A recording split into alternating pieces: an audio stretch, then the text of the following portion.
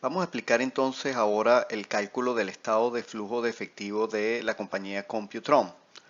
El flujo de caja de efectivo tiene como tres partes importantes, lo que llaman Cash Flow from Operating Activities, Cash Flow from Investing Activities y Cash Flow from Financing Activities, o flujo de caja proveniente de las operaciones, asociado a las inversiones y proveniente del financiamiento de las operaciones. Em, en la lámina que se presenta aquí tienen ustedes lo que es el flujo de caja asociado a las operaciones. Fíjense, se parte de lo que llaman, o la construcción, se basa en lo que llaman el bottom-up approach, es decir, se toma la utilidad neta, que es el bottom line contable, y entonces se empieza a corregir por cosas que no son flujo de caja. Entonces, uno arranca con ese valor negativo de utilidad neta que teníamos nosotros en la compañía Computron para el año 2016.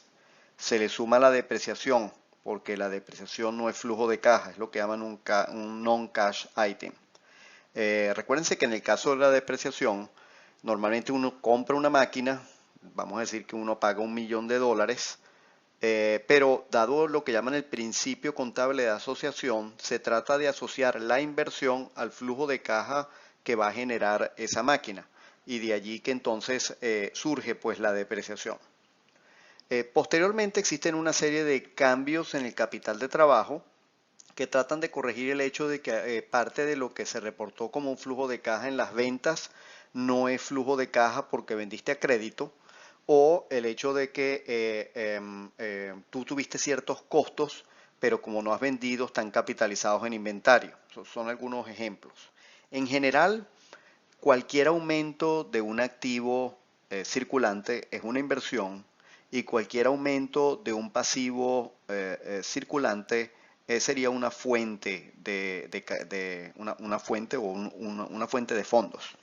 Ahora, aquí es importante tomar en cuenta lo que llaman que en el estado de flujo de efectivo, en la construcción de ese estado de flujo de efectivo, uno toma la perspectiva de la empresa, es decir, un aumento del activo circulante es un uso de fondos para la empresa, y un aumento de un pasivo es una fuente de fondos para la empresa, ¿de acuerdo? Eso va a ser importante después cuando hablemos de la identidad de flujo de caja libre. Muy bien, fíjense por ejemplo que aquí hay un cambio en las cuentas por cobrar. Ese cambio de las cuentas por cobrar es negativo. ¿Por qué es negativo? Bueno, porque vimos que había un aumento sustancial en las cuentas por cobrar de la empresa, dado que uno está expandiendo sus actividades, y obviamente el nivel de inversión en esas cuentas por cobrar es sustancial.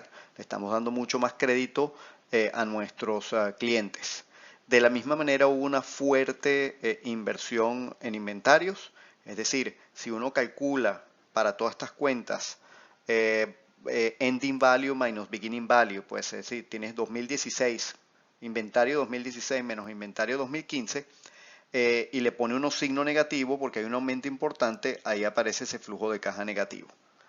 Eh, Cierto parte del financiamiento de ese inventario, podemos decir, vino a través de lo que son un incremento del accounts payable o cuentas por pagar de 178.000. Entonces, como aumentó las cuentas por pagar, restamos cuentas por pagar 2016 2000 menos 2015, y me va a dar un aumento de 178. Eso es una fuente de fondos. Igualmente hubo un incremento de lo que llaman accruals, o normalmente gastos, son como ciertos pasivos operativos de la empresa. Ya mencioné anteriormente, como impuestos por pagar o deudas a empleados, etcétera, ¿no? También hubo un aumento. Entonces, ese aumento de esos dos pasivos últimos, pasivos circulantes, implican que en principio tenemos una fuente de fondos que financia en cierta medida el incremento de mi activo circulante. Pero en general podemos ver aquí claramente de que el flujo de caja proveniente de las operaciones es negativo, es decir, ya aquí tenemos un déficit importante en la parte operativa previo a las inversiones en activo fijo. En esta lámina tenemos entonces el flujo de caja asociado a las inversiones. La primera, y diría más importante en cuanto a monto, es el hecho de que hay un incremento en el activo fijo, lo que llaman CAPEX, ¿ok? O Capital Expenditures. La compañía invirtió 711.950 en activo fijo. En general, cuando uno utiliza información contable, la manera como uno calcula este CAPEX, y déjeme tratar aquí de escribirlo, aunque esto no soy muy bueno aquí con CAPEX, ¿ok? Va a ser igual al cambio, poner un delta aquí, del activo fijo neto, más depreciación. ¿De acuerdo? Esa es la manera como nosotros vamos a calcular ese monto. Si ustedes hacen ese cálculo, es decir, calculan la variación del activo fijo neto 2016 menos 2015, más la depreciación, les va a dar a ustedes ese monto de 711.950. Tiene signo negativo porque en principio una inversión, un uso de fondos en la compra de activo fijo neto. Fíjense que aquí también, bueno, si ustedes se regresan al balance general, ahí lo que hubo fue una disminución en un activo, que es las inversiones temporales, y eso trae como consecuencia una liberación de fondos. Entonces, si ustedes colocan, vamos a decir así, signo negativo o un cambio, este cambio fue una disminución de un activo circulante, eso genera pues un poquito de financiamiento de 28.600, ¿ok? Entonces, por ejemplo, para el cálculo de lo que sería esta partida que está aquí, ustedes colocan signo negativo porque en principio asumo que hay un incremento del activo circulante, eso es una partida del activo circulante, pero cuando ustedes calculan aquí, let's say short term investments, vamos a ponerle aquí del 2016 menos 2015, me perdonan la letra aquí malísima, eso que está ahí les va a dar, lo que está en paréntesis, les va a dar a ustedes negativo y entonces el menos times minus, pues menos por menos les va a dar el más que tienen ustedes aquí de 28.600.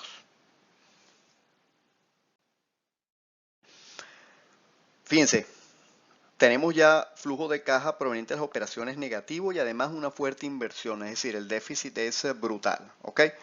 En el caso del flujo de efectivo proveniente de las actividades financieras, podemos ver claramente que aquí está lo que se llaman las fuentes de financiamiento para cubrir ese déficit. Son aquellos cambios que tienen que ver con las partidas de pasivo y patrimonio asociados a los financial stakeholders, ¿ok? En principio, noten que hay un incremento importante de deuda a corto plazo. Entonces, la deuda a corto plazo aumentó, eso es una fuente de fondos porque es un pasivo, aumento de pasivo, fuente de fondos para la empresa. Lo mismo pasa con la deuda a largo plazo. Deuda a largo plazo hay un aumento importante. A pesar de todo, los accionistas aquí no pusieron ni un centavo más y además recibieron dividendos, es decir, que tenemos que cubrir el déficit que genera el pago de dividendos. En neto, ese flujo de efectivo asociado a las actividades financieras genera una fuente de 1.185.000 dólares. Aquí tenemos un resumen de lo que estaba pasando. Fíjense que tenemos los tres tipos de flujo de efectivo. Menos 503, menos 683, tenemos una fuente, pero a pesar de eso podemos decir de que tuvimos que utilizar algo de efectivo, un millón, perdón, pues sí, esto está en millones, pero 1.718 en números. Entonces, el efectivo que se encontraba al principio disminuye en 1.718 para finalizar en 7.282. Esa es la conciliación final en el caso del estado de flujo de efectivo. Fíjense, en esta tabla tenemos el caso específico de la empresa, digamos, las potenciales permutaciones que uno puede encontrar y en la última fila ustedes tienen como una breve explicación de qué es lo que puede estar pasando, ¿de acuerdo? Les sugiero que, por ejemplo, utilicen esta tabla, váyanse a Yahoo Finance y bajen Microsoft, bajen Google, bajen cualquier compañía, vean los estados financieros y pueden analizar un poco las consecuencias. En el caso particular de lo que estamos analizando nosotros estábamos en la penúltima columna. Estos son los signos que nosotros tenemos. Ok, fíjense que dice exponential growth, crecimiento exponencial. Si tuvieras un startup, de repente esto pudiera explicar un poco. Llamen ustedes Uber en sus inicios y otras compañías que tienen un crecimiento exponencial, se pudiera justificar. Sin embargo, en el caso nuestro, fíjense que aquí dice operaciones y activos y compras de activos están siendo financiadas con contribuciones o pagos, vamos a decir así, por parte de los dolientes financieros.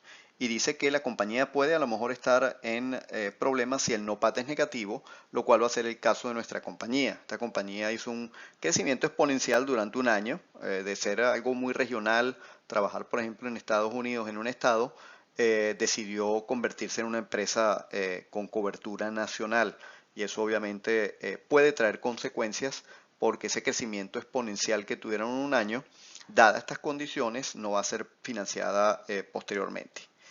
Eh, es importante, a partir de ahora voy a explicar lo que es el flujo de caja libre, pero voy a retomar algunos comentarios en cuanto al estado de flujo de efectivo, porque el estado de flujo de efectivo tiene ciertos errores que nosotros consideramos desde el punto de vista estrictamente financiero son erróneos. Y déjenme mencionarlo una vez antes que se me olvide. Si ustedes ven en el estado todo el cálculo que hicimos, por ningún lado aparecen los intereses que la compañía está pagando. Los intereses están restando a la utilidad neta, ¿no? Entonces no están del lado o no están clasificados en lo que llamamos flujo de efectivo asociado al financiamiento, sino que están del lado operativo. Considerar los intereses como una partida operativa, eso nosotros en finanzas pues lo consideramos erróneos. Es como que ustedes tienen dos compañías, una con deuda, otra sin deuda. Si son idénticas en sus operaciones, es decir, las ventas son las mismas, misma estrategia de precios, mismo número de productos vendidos, los empleados cobran lo mismo, todo es exactamente igual, tienen los mismos equipos. La única diferencia es que una tiene deuda y la otra no. De acuerdo a la contabilidad, y llámelo en particular el US GAAP, el flujo de caja proveniente de las operaciones de las dos compañías va a ser distinto. Y eso pues no tiene mucha lógica. En resumen, aquí tenemos un poco lo que sucedió para la compañía Computron.